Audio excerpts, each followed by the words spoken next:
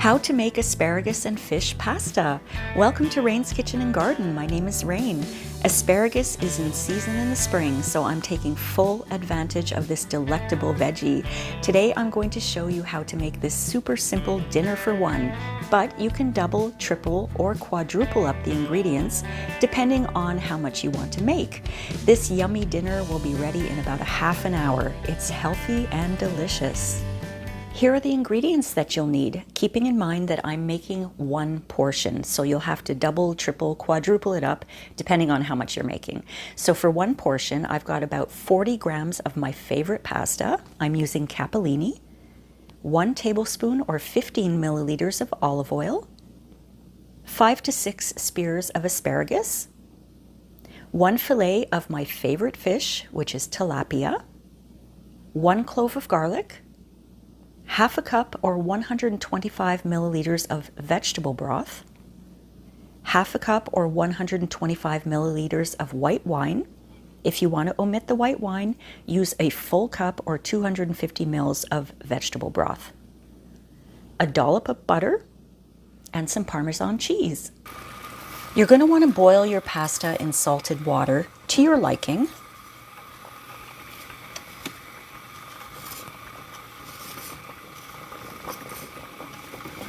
I like my pasta very well done, so I boil this capellini for about 15 minutes. When it's cooked, drain it and set it aside. Let's prepare our garlic and our asparagus. So the first thing I'm going to do is I'm going to chop up my garlic. There was no skin on this one, but usually what I would do is I would bang it down and you can pull the skin off very easily. But like I said, no skin on this one, so I'm just going to chop it up really finely. Watch your fingers. I'm telling you and I'm telling me. Watch those little digits.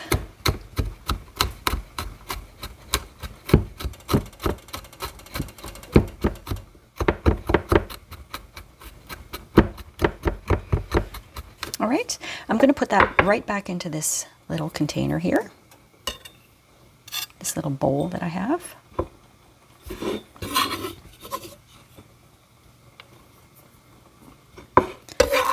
Get all that garlic up. It's a little sticky. There we go. I'll set that aside. Now I've already washed my asparagus, so what I'm going to do is break the woody ends off, and the easiest way to do that is you just bend, and they will naturally break off where the ends are very woody and bitter. I don't eat this. Some people do. I find it too bitter, so that goes into the compost pile.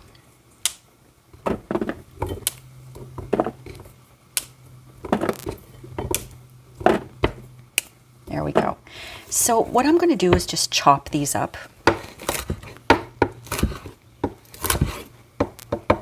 Just like that. Okay? And I'm going to steam these. I have some water simmering in my pot, and I have my asparagus in my steamer. I'm going to steam the asparagus from 2 to 5 minutes. I'm going to check every minute or so because I want to make sure that the asparagus is tender but not soggy. If you don't have a steamer, you could add the asparagus pieces to the sauce at the end. Just make sure you leave them in long enough so that they're cooked nicely and not overcooked. It's been 3 minutes, so I'm just going to check on the asparagus. They're starting to turn a really nice bright green. That means they're cooking. They're still a little bit hard, so I'm going to wait until they're fork tender, maybe another 2 minutes.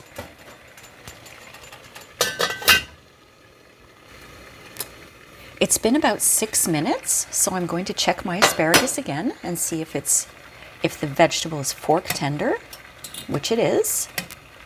That's nice. This is subjective too. You might like it a little more crunchy, you might like it a little more soft. Just cook it to the way you like it.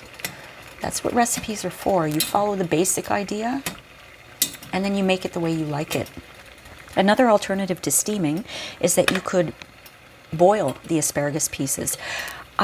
Whenever possible, I like to steam the vegetables because when you boil them, a lot of the nutrients get leached out with the boiling water. So if you can steam them, that would be great. I'm going to take this off the heat And I'm going to set this aside and start making my sauce. So let's start making our sauce. I have a little pot here. I'm trying not to use too many pots, so I'm going to use the same pot that I used for my pasta. I'm going to add my olive oil. That's 1 tablespoon. And I'm going to let that heat up until it starts to sizzle a little bit.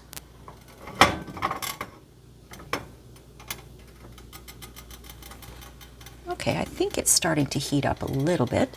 So what I'm going to do is I'm going to add my fish. Now, I've cut my fish in two because my pot is small. And I basically want to fry my fish. The fish will take anywhere from 3 to 5 minutes per side. It depends on the type of fish you used. It depends on how thick the fillet is. So just check it once in a while. You want to make sure that it's white all the way through. Or if you're using salmon, for example, you want to make sure that it's pink all the way through. So I'm going to turn this down to medium-low, so it doesn't burn. And I'm going to make sure I move it once in a while so it doesn't stick too much.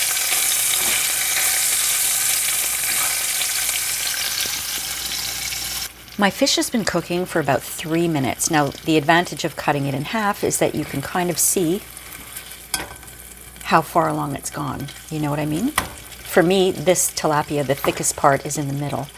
And this piece is nearly cooked. So I'm going to flip this piece around. Oh, that looks good. I'm going to flip both pieces around. And I'm going to wait until... Oh, it's flaking nicely. Let me see here. This piece isn't as well cooked. You can see kind of it's translucent and a little bit pinky beige there. That means it's not cooked fully through. This one is going to cook much quicker. Already, it's almost already cooked. So I'm going to let that go for another 3 minutes and check it. The fish has been going for another 2 minutes. I'm just going to break it apart a little bit in the middle. I want to see if it's cooked all the way through. It's still, as you can see, I don't know if you can see, I hope you can see. It's kind of translucent in the middle still. So I want to make sure it gets the full 3 or 4 minutes, maybe even 5. Let's check this piece here. I'm going to be breaking up the fish anyway after, so I don't mind. This one is very well done already. This one is almost done.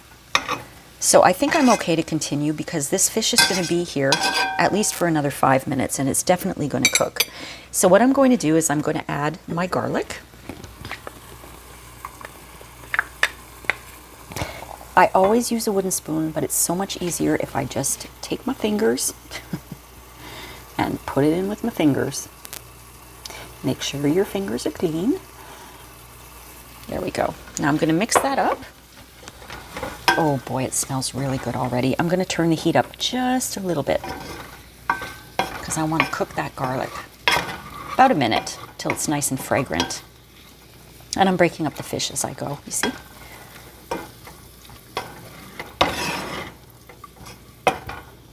So I'll let that go for a minute. I love the smell of garlic and fish together. I was watching an episode of Hell's Kitchen with Gordon Ramsay, and he was saying that most people always overcook fish. For some reason, they feel they need to overcook it, and that's why it gets really dry, and that's why most people don't really enjoy it. So the point is, you just cook it until, in the example of the tilapia here, it's a white fish. Just cook it until it's completely white, and then take it off the heat. It doesn't need to be cooked much longer. All right, we've got about 5 seconds to go. So what I'm going to do is I'm going to turn the heat up a little bit. I'm going to add my broth. And I'm going to add my wine. Give that a little bit of a stir. There's my timer. And I'm going to bring that to a boil, so I'm going to turn the heat up high. Bring that to a boil. And let it boil or simmer uncovered for about 5 minutes. All right, it's coming to a boil here, so I'm going to turn the heat down and let that simmer for 5 minutes uncovered.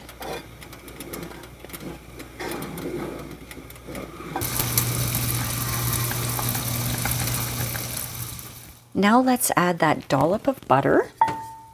That's going to give it a nice creaminess. And let's mix that well until it melts into the sauce.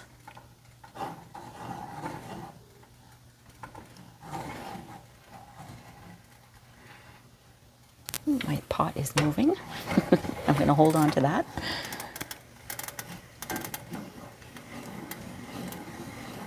All right, the butter seems to be melted. I'm going to add my Parmesan cheese. The amount of cheese is up to you. I like mine pretty cheesy. So I'm going to mix that until it melts as well. Sometimes you might need to increase the heat to make sure that the cheese melts well. And that's what I just did.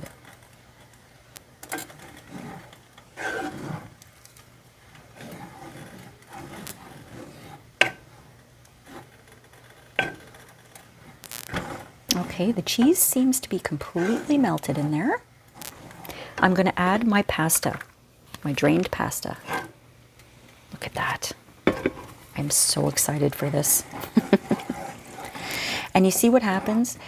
The sauce looked very soupy before. Once you add the pasta, it's going to kind of soak up a little bit of that sauce, especially if you turn the heat up a little bit.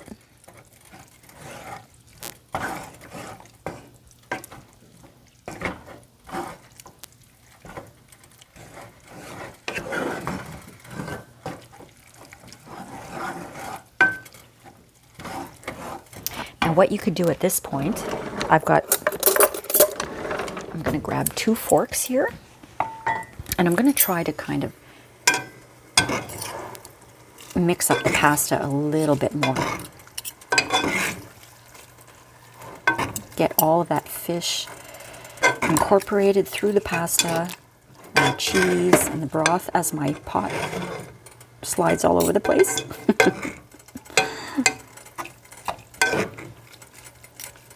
Now, remember what I was saying before.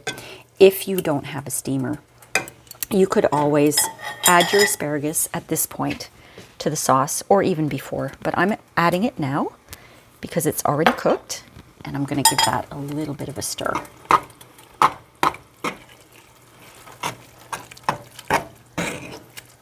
And my pasta, for one, is ready to go.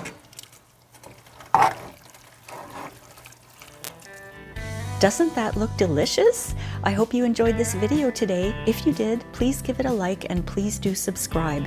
If you don't want to miss out on future videos, don't forget to hit the notification bell for more home cooking. Don't forget to leave me a comment. I love your comments and I reply to all of them. And please share this video with anyone you might think will enjoy it. Thanks again for watching, my friends. I'll see you next time on Rain's Kitchen and Garden. Bon appetit!